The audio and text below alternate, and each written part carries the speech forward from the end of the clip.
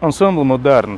Tajos brīžos, kad mēs lietojam kaut kādas pārākās pakāpes un sakām, tas ir vislabākais, vienmēr rodas tāds aizdomīgums, kā visi, kas brauc pie mums, vienmēr var būt vislabākie. Bet runājot par Ansamblu Moderna, man tiešām gribētos teikt, ka tas ir pasaules labākais laikmetīgās mūzikas ansamblis.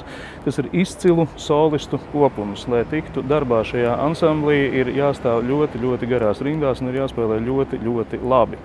Tas ir ansamblis, kas pārvalda pats sevi, viņiem nav mākslinieckā vadītāja, viņi izvēlas pašus labākos, ar ko sadarboties, un fakts, ka viņi atskaņo 8 Austrumeiropas komponistu mūziku, ir patiešām ievērības cienīgs. Un turklāt svarīgi ir uzsvērt, ka no šiem 8 3 ir latvieši.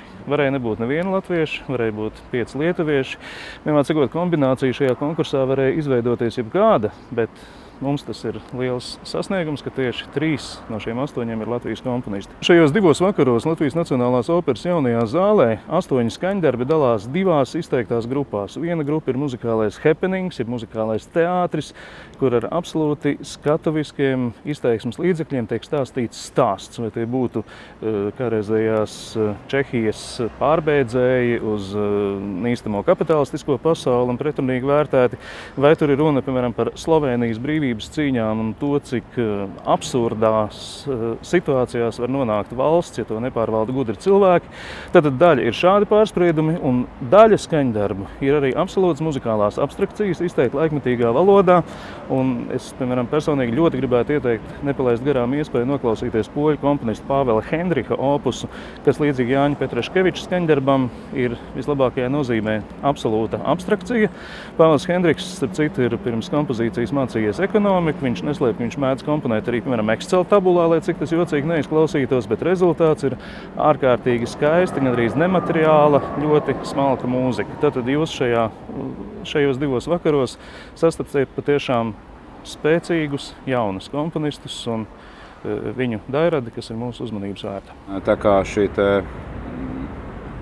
pasākuma uzstādījums bija nacionālie mīti, tad pirmais, kas man uzreiz iešāvās galvā, bija nacionālie mīti par latviešu virtuvi. Varbūt kaut kas man pavisam netipisks manai mūzikai, un es izlēmu izsvērt un izpētīt visu, kas ir īsti latvisks un kādi ir varbūt ārpus Latvijas dzīvojoši un turisti iespējas par to, kas ir Latvijas virtuve. Un sadarbojoties ar mums visiem labi zināmo izcilo pavāru Mārtiņu Rītiņu, man tapā veselas 7 receptes, 7 dažādi interesanti, bet varbūt ne tie paši garšīgākie latviešu ēdienu ansamblim. Kā labu apetīti. Tā kā latvieši ir vai tiek uzskatīti par dziedātāju tautu, es pētīju to, cik lielā mērā dziedājuma veida principi izpaužas manā kompozicionālajā domāšanā. Un, blakus tātad šai specifiskajai tēmas ievirzēji un tēmas uzstādījumam es veidoju skaņdarbā vēl arī būtībā citus, varētu teikt, semantiskus līmeņus, kur viens no galvenajiem bija tāds, ka es izmantoju fotolaboratorijas metaforu, kur uz gaismu jūtīgiem materiāliem pakāpeniski tiek iegūts skaidrs apveids. Un, savā ziņā es asociatīvi šo brīdi, kad attēls atklājas pilnā veidā ar skaidrām kontūrām, skaidrām aprisēm. Es to asociatīvi esmu saistījis ar būtībā Šūmaņa skaņdarbu, ar Šūmaņa skaņdarbu kaut uzliesmojumus, izmantojot atsevišķas kaut motīviskas idejas, kas ir tajā skaņdarbā iestrādāts. Kā jau daudzi, mani opus arī šis darbs ir par cilvēkiem. Un šajā gadījumā par mūsu tādu ļoti, ļoti iemīļotu rotaļlietu – naudu.